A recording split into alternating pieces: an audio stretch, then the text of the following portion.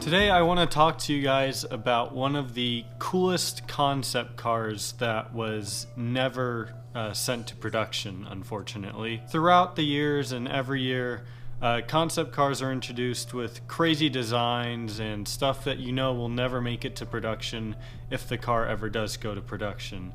And the Saab Aero X is just an example of that. So I want to go ahead and tell you guys about the car because there isn't really much information online about it. It's sort of a forgotten car that even a lot of Saab people don't know about or don't ever talk about. So let's go ahead, get started, and take a look at the $800,000 Saab Aero X. The Aero X was introduced back in 2006 at an auto show where Saab wanted to really show what they could do with their design and styling. So before I talk about the styling, which is obviously the coolest part about this car, I want to talk about the engine. So this car was meant to be a Grand Tourer, so sort of like an Aston Martin, you know, not like a Lamborghini or like a supercar, but more of a car that you would take on a road trip and still be able to take everything with you. So sort of like an Aston Martin, if that makes sense. So this, unfortunately, was not going to have a beautiful sounding V12, but instead a 2.8 liter twin turbo V6. So I'm assuming that that is the same 2.8 liter engine out of the 9.3 Aero that was introduced that same year with the V6 engine, just with another turbo strapped onto it, and obviously probably more of a built motor meant for more power. Because the sites that I did look at showed a few different numbers. One site said 400 horsepower, another said 650. I got a few other numbers while doing some research, but it's safe to say that it would probably be somewhere around that 500 horsepower mark, which out of a twin turbo V6 from 10 years ago, that's pretty impressive. I mean, if you think about the new Ford GT today, that's got a twin turbo V6. I mean, granted, that's more of a race car, but that's producing around the same estimated power that this was to have. So I'm not saying that this would actually have the 650 horsepower, because in my opinion, I don't think it would even have 500. But if they did have 650 horsepower coming out of a 2.8 liter engine, that's pretty impressive, especially 11 years ago. So of course it would have been front engine, all-wheel drive, hence the X, sort of like the Turbo X. And one more thing that I want to mention about the engine is that it was going to be completely powered by ethanol. So no gasoline, just pure ethanol, which is very strange as well, and might have been how they were able to get such a higher horsepower rating. So it was going to be front-engined, all-wheel drive. Of course, it's a concept car, so few of them were built. And of course, there's the car that they unveiled. And the coolest part about it is how the doors open. Now, this car really was Saab's idea to get back to the slogan "Born from Jets," because since GM had taken them over, they'd sort of strayed away from that. And that's not their fault. That's just GM wanting to try and save some money. So Saab really wanted to try and get back to that. And one way that they did that with the Aero X is by completely removing the A-pillar. So the pillar that's basically between the windshield and the driver's side window, or the front window. So getting rid of that pillar basically provides the driver and the passenger with a 180-degree view around them of the landscape, the road, everything. So sort of like a fighter jet, because if you think about a lot of jets, they have that similar design in the cockpit where, I mean, usually some of them will have the glass completely surrounding the pilot and up top too, but this just had it around. But it still sort of goes to show that. And same with how the car opens up. So when it opens up, it doesn't have butterfly doors or normal doors.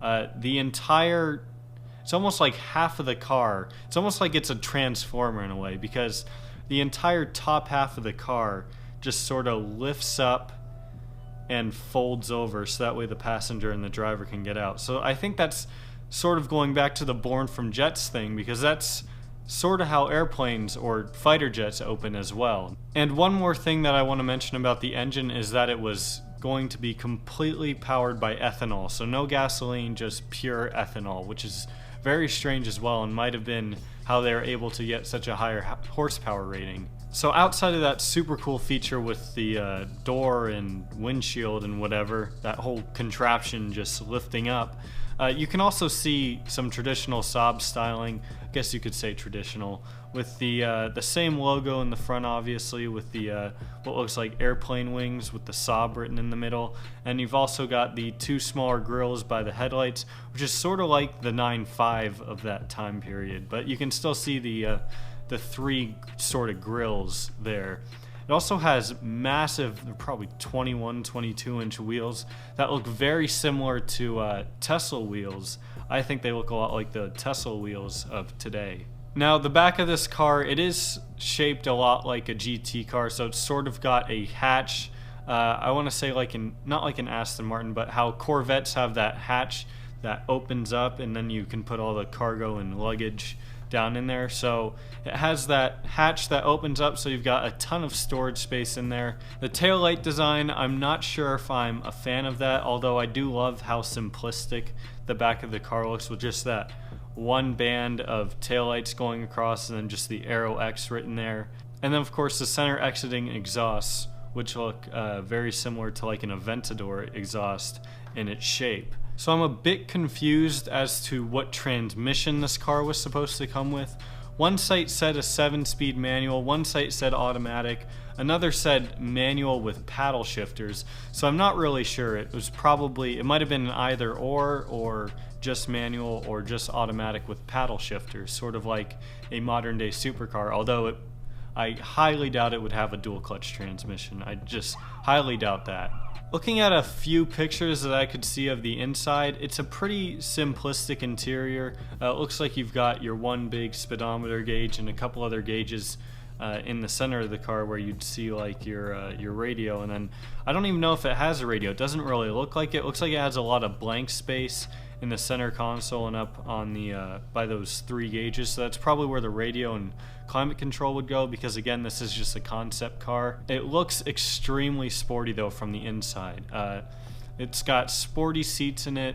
It's got a sporty steering wheel, which looks really nice and aggressive. And of course that does all kind of go around with the whole sporty and Grand Tour vibe that this car is giving. And now as I'm seeing more pictures of it, it actually does look like it has a giant sunroof that probably isn't retractable.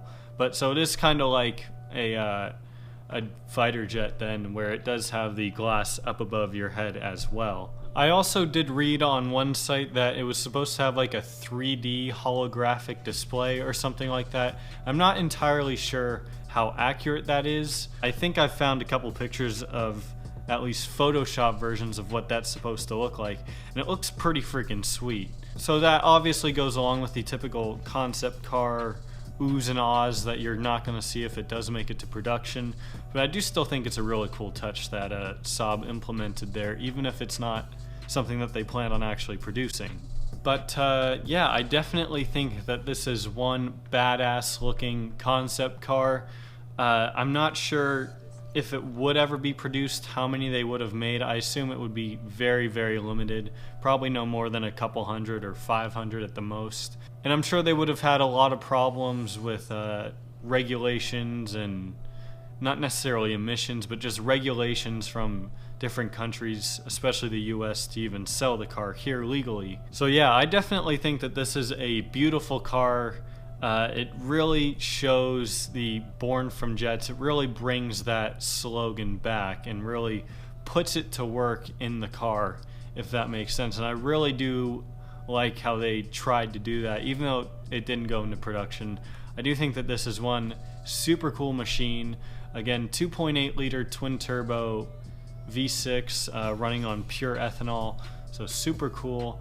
Let me know what you guys think of this down below in the comments. If you had the money, if you had $800,000, would you buy one of these, or would you buy something else and have some money left over? Or what would you do? Would you buy one of these for $800,000? Let me know down below in the comments. Thank you guys so much for watching, and I'll see you next video.